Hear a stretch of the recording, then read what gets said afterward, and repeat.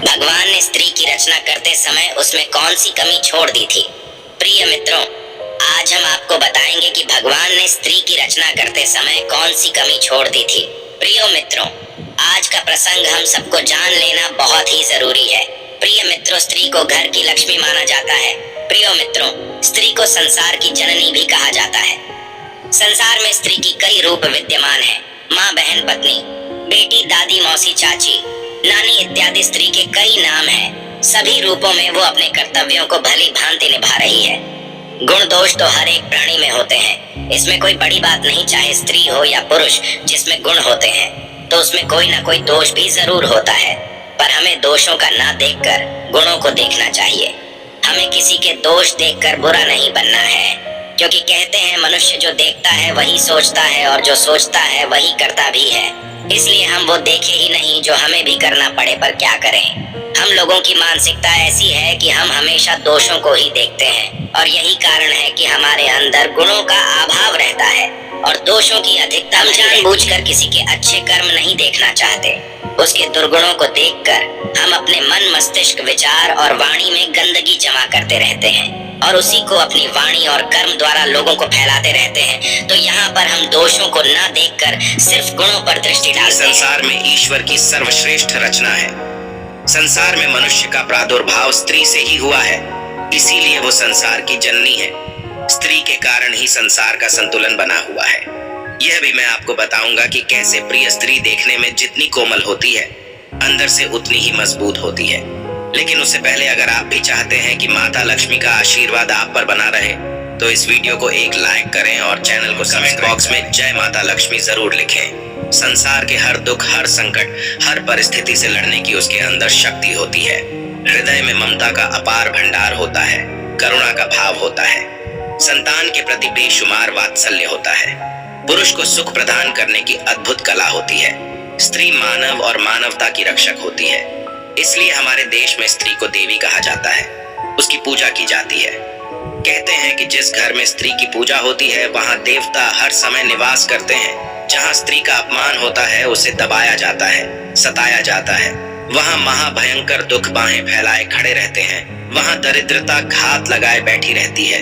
घर में लक्ष्मी का आगमन स्त्री पूजा से ही होता है। इसलिए आपसे निवेदन है कि स्त्री को कभी तुच्छ न समझें। स्त्री ही पुरुष की शोभा है। स्त्री से ही घर बना है। ईंट, लकड़ी, पत्थर से बनने वाला घर तब तक घर नहीं बनता जब तक उसमें स्त्री का निवास ना हो। स्त्री को गृहिणी इसलिए कहा गया है, उसके आने पर ही घर बनता है। बिना स्त्री के घर की कोई शोभा नहीं होती। भगवान ने स्त्री को बहुत ही सोच समझकर बनाया है। स्त्री बनाने में परमात्मा ने काफी समय लिया था ताकि उसमें किसी तरह की गुणों का अभाव। बताया जाता है कि जब भगवान ने सृष्टि की रचना की थी तो उन्हें इसकी रचना करने में मात्र एक क्षण का भी समय नहीं लगा था।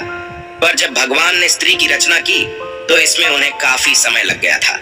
स्त्री की रचना करते करते जब भगवान को कई दिन बीत गए परंतु वह पूरी तरह बनकर तैयार नहीं हो पाई, तो यह देखकर भगवान का एक सेवक भगवान से यह बात पूछने के लिए विवश हो गया कि सारी सृष्टि का एक पल में निर्माण करने वाले भगवान एक रचना को रचने के लिए इतना समय क्यों लगा रहे हैं। दूत ने भगवान से पूछ ही लिया, हे परमेश्वर, हे सृष्टि के रचेता, हे अनंत कोटि ब्रह्मांड के निर्माता, करोड़ों ब्रह्मांड की रचना करते समय आपको मात्र एक क्षण का भी समय नहीं लगा, परंतु अब यह ऐसी कौन सी रचना है जिसमें आपको इतना वक्त लगा। सेवक के प्रश्न का उत्तर देते हुए भगवान कहते हैं, हे पार्षद, यह मेरी सर्वश्रेष्ठ रचना है। इसे दुनिया में स्त्री नाम से संबोधित किया जाएगा।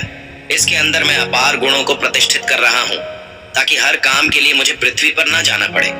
मेरी इस रचना के कई रूप और कई नाम होंगे। मुख्य रूप से यह 4 रूपों में दिखाई देगी, माँ, बहन, पत्नी और बेटी। इसके ऊपर मैं सृष्टि की बहुत बड़ी जिम्मेदारी सौंप रहा हूँ, इसलिए मैंने इसे हर परिस्थिति से लड़ने के योग्य बनाया है। इसमें साहस और सहनशीलता का अद्भुत समावेश है।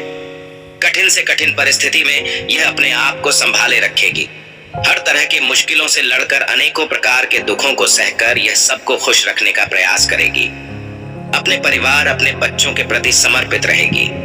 कोई समय ऐसा भी आएगा जब यह टूटकर बिखर जाएगी, लेकिन फिर से अपने आप को संभाल कर एक नई जीवन का संचार करेगी। यही इसमें विशेष गुण कहलाएगा कि यह स्वयं दुख सहकर रोग शोक से ग्रसित होने पर भी उसे सहन करते हुए अपने जिम्मेदारियों को, अपने कर्तव्यों को निभाती है। मित्रों, भगवान के मुख से स्त्री की सहनशीलता, कर्तव्य परायणता को सुनकर वह सेवक हैरान रह गया कि आखिर तो इसकी आकृति पुरुष की तरह है। 2 हाथ 2 पैर, आंख नाक कान मुख सब पुरुष के समान है, फिर यह अपने दोनों हाथों से इतना सब कुछ कैसे कर पाएगी?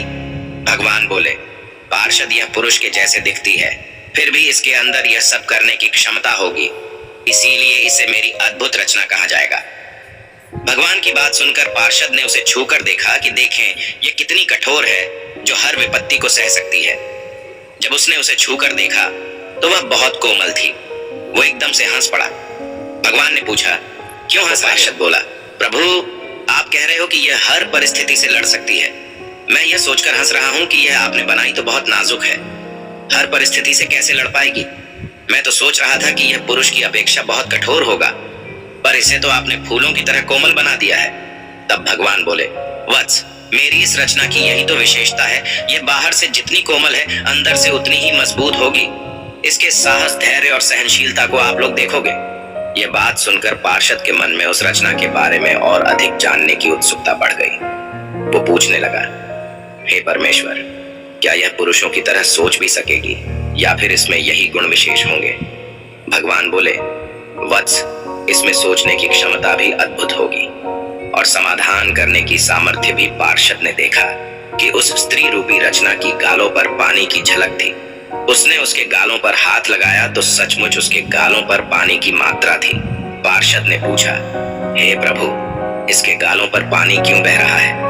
तब भगवान बोले, वत्स, यह पानी इसके आंसुओं से निकलने वाला पानी है। यह पानी तभी निकलेगा जब यह अंदर से अपने आप को दुखी महसूस करेगी, जब इसके अंदर किसी तरह की वेदना होगी, चाहे वो शारीरिक हो या मानसिक। उस समय यह अपने दुख को इन आंसुओं के द्वारा बहाकर मन की सारी पीड़ा, सारी व्यथा आंसुओं का रूप लेकर बाहर निकल जाएगी और यह फिर से अपने आप को उतना ही मजबूत बना लेगी। अपने दुखों को भुलाने का इसके पास यह सबसे अच्छा माध्यम होगा और इसकी ताकत भी होगी। यह अपने आंसुओं से अच्छे अच्छों को झुका भी सकती है, इन आंसुओं को अपना अस्त्र भी बना सकती है। दर्शक बंधु, भगवान की बात सुनकर सेवक बोला, हे भगवान, वास्तव में आप महान हो।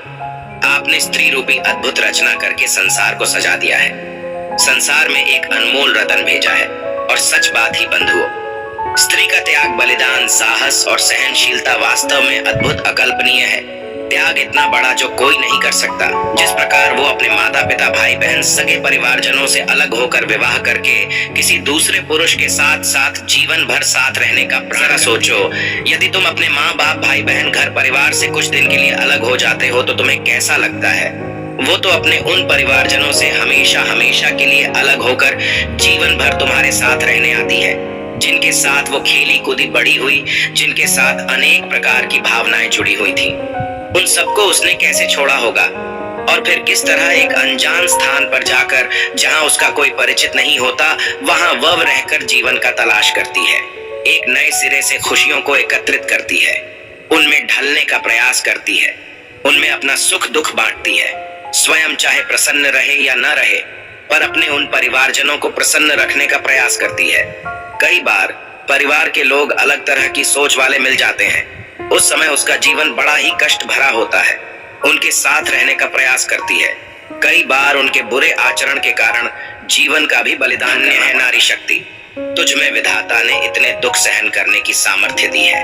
हर महीने मासिक धर्म की पीड़ा को सहन करना बच्चा जब उदर में आता है, तब अनेक प्रकार की पीड़ा को सहन करते हुए प्रसव काल की उस भयंकर पीड़ा से गुजरना पड़ता है, जो साक्षात मृत्यु का दूसरा रूप होती है। उसके बाद बच्चे का जन्म सकुशल हो जाए तो उसके लालन पालन में अनेक कष्टों को सहना पड़ता है और उसके लिए अपने सुखों का बलिदान करना पड़ता है। खुद दुख सह लेती है और बच्चे को दुख से बचा कर रखती है।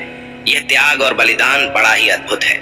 सच में नारी ईश्वर की सर्वश्रेष्ठ रचना है। दर्शक बंधुओं, उधर भगवान का उपासक बोला, हे प्रभु, आपने इतना समय लगाकर स्त्री की रचना की है, तब तो यह जरूर आपकी संपूर्ण रचना होगी। तब भगवान बोले, नहीं, अभी इसमें एक कमी है। ये सबके लिए सुख का कारण बनेगी, सबको खुश रखने का प्रयास करेगी।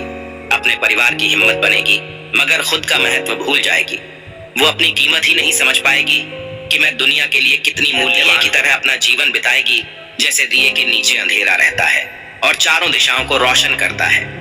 ऐसे ही स्त्री का जीवन है जो अपने लिए तो कम दूसरों के सुखों के लिए अधिक जीती है, दूसरों के सुखों के लिए खुद कष्ट सह लेती है।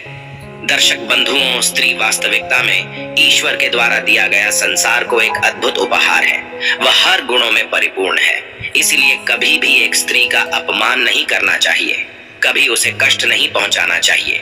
स्त्री का सदा सम्मान करना चाहिए। चाहे प्रिय मित्रों, अगर आपको हमारे विचार अच्छे लगे हो तो कमेंट बॉक्स में जय माता लक्ष्मी जरूर लिखें।